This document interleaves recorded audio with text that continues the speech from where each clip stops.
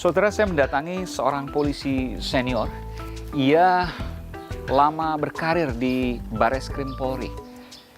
Dan saat ini ia menjadi penasihat ahli Kapolri, Jenderal Polisi Listio Sigit Prabowo. Ia adalah Inspektur Jenderal Polisi Arianto Sutadi. Pak Arianto, sehat selalu. Terima kasih. Baik, Pak. Terima kasih, Pak. Pak Arianto, Iya. Anda purnawirawan tahun 2009 ya? Ya, 2009. kurang lebih itu. Banyak berkarir di Bareskrim Polri. Anda pernah menjadi Direktur Tindak Pidana Umum, Direktur Narkoba, Tindak Pidana Tertentu di Bareskrim Polri. Ya. Dengan posisi waktu itu adalah Brigadir Jenderal Polisi. Ya. Terakhir Anda adalah Inspektur Jenderal Polisi, Bintang 2. Saya ingin tanya, apakah Anda kenal dengan sosok yang bernama RBT, Robert Bono Susetya? Kenal namanya sih. Anda kenal? Iya. Jadi lingkup Mabes Polri itu memang dari dulu sudah mengenal dia? Saya tahu nama Pak Robert itu ketika waktu itu dia sebagai pengusaha batu bara, tapi daerah Sumatera sana. Tapi waktu itu masih kecil-kecilan. Tahun berapa itu, Pak? Ya, waktu saya di Dirpidum. 2001. 2001, lama sekali. Iya, makanya itu. Lama sekali. Kok bisa kenal dari mana, Pak? Nah, karena dia kan pengusaha batu bara ya waktu Iya. itu. Terus kemudian ya kita kalau menangani kasus-kasus itu kan ya denger-denger lah gitu. Saya kenal dengan stafnya, teman saya di Surabaya, kemudian kebetulan dia sini kerja sama dia gitu. Jadi saya tahu. Dan bukan hanya Bapak, pada waktu itu juga jenderal-jenderal yang lain juga mungkin kenal yang bersangkutan. Kalau waktu itu saya kira enggak ya. Waktu saya di zaman saya dulu Iya. kenal itu ya, karena waktu itu Pak Robert itu enggak begitu terkenal banget seperti yang belakang ini disebut-sebut itu. Tapi memang benar, Pak, apa yang disebutkan oleh Ketua IPW Sugeng Teguh Santoso bahwa ia diduga adalah mafia dari bisnis-bisnis tertentu, termasuk judi online. Ada benarnya? Ada benarnya? Ada benarnya. Kenapa, Pak? Kalau judi online saya dengar kurang lebih 5 tahun yang lalu ini. Baru mulai itu kan gitu-gitu. Yang saya tahu kan waktu itu kan ada juga saudara saya yang kena itu judi online gitu ya, ketangkep kemudian diperiksa-periksa, kemudian ya susah lah gitu, tapi akhirnya kan juga tidak terus dan sebagainya. Tidak terus? Iya, disitulah jadi saya menduga di situ, wah ini kalau judi online ini jadi makanan empuk bagi polisi untuk yang menindak itu. Ini kejadian 5 tahun lalu? 5 tahun yang lalu. Apa kaitannya dengan mafia bandar judi dengan kasusnya dia itu? Kasus ini kan pasti terjadi banyak. Iya, betul. Kalau saya lihat di online kan masih banyak kali terjadi. Yang ditangkap juga banyak, iya, tapi yang bebas dan tidak diproses hukum juga banyak. Dan banyak yang tidak diproses. Kan. Disitulah mungkin Bapak menyimpulkan bahwa mafia judi online itu ya, ada. Ada. Makanya saya bilang itu IPW ngomong gitu, ada. Kita nggak bisa nutup kemungkinan, wong di sosmed juga sudah ada. Kan? Dan Bapak tadi mengatakan mungkin saja bahwa RBT itu, Robert Bono Susetya, merupakan mafia bandar judi online. Saya yakin bahwa Bapak adalah seorang polisi, Bapak tidak akan sembarangan untuk mengatakan seperti itu. Dengar-dengarnya kan kayak gitu, Mas. EPW kan menyebar itu ya, menyebar cat kayak gitu ya. Saya pikir kalau saya melihat cat gitu ya ada benernya lah. Gitu. Memang dari dalam masyarakat sehari-harian kan kita juga bisa melihat kan. Iya. Dan memang ada satu hal kejanggalan ketika kemudian namanya disebutkan, maka seharusnya yang bersangkutan bisa melakukan proses hukum.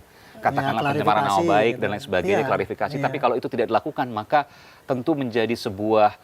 kayaknya bener kan gitu kan. Betul, masyarakat akan berpikir, jangan-jangan benar kan begitu ya. Tapi tentu ini menjadi proses penyelidikan polisi. Saya tidak ingin menjauhi penyelidikan polisi. Tapi saya ingin tanyakan, Pak, bahwa kaitan antara Kekaisaran Sambo, Konsorsium 303, dengan mafia judi online, itu benar adanya dong? Mungkin ada benarnya, mungkin juga tidak.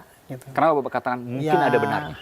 Karena kan selama ini data primer permulaan sudah ada, gitu kan.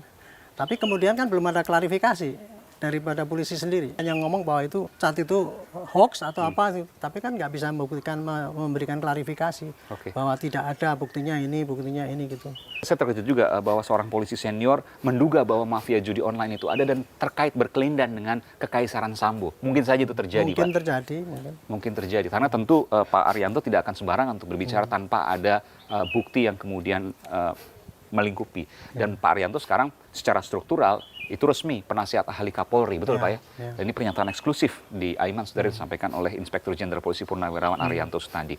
Kalau sudah disebutkan oleh PPATK bahwa ada uang 155 triliun, ini uang luar biasa besar Pak.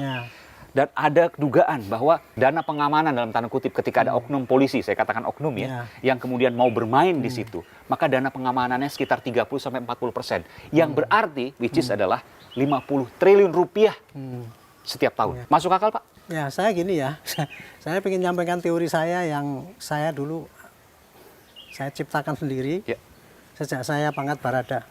Bapak sempat Barada, lalu masuk Akpol ya, luar biasa nih. Gitu. Jadi saya bisa melihat kehidupan polisi itu ya. Iya. Bukan polisi aja, ini penegakan hukum lah. Betul. Yang namanya penyakit masyarakat. Molimo itu ya. Ya. Maling, Narkoba. main judi, kemudian madat itu apa tuh? Obat. Narkoba. Terus apa lagi? Maksiat, pelacuran gitu ya.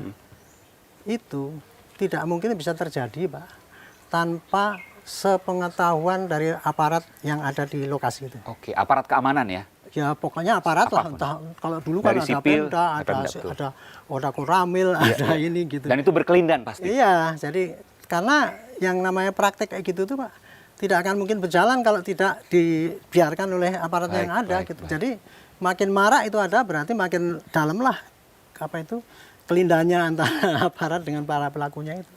Itu yang terjadi itu Pak. Saya senang sekali kemudian berbincang dengan Bapak karena apa yang kemudian selama ini diendus-enduskan oleh masyarakat, Bapak sampaikan dengan terbuka dan jujur. Ini luar biasa. Penasihat ahli Kapolri Jenderal Polisi Listio Sigit kayak Prabowo. gitu aja gitu. Karena memang itu sudah kelihatan nyata di mata masyarakat kan gitu. Tapi kan selama ini kan seakan-akan tidak ada itu, tapi tidak bisa membuktikan bahwa tidak adanya dan atau adanya kan gitu. Kalau saya tanyakan optimisme Bapak, apakah ini akan terungkap tuntas atau tidak karena berkelindan dengan oknum-oknum yang mungkin saja sudah disebut dan mungkin saja yang belum disebut di lingkup kepolisian. Oknum ya Pak?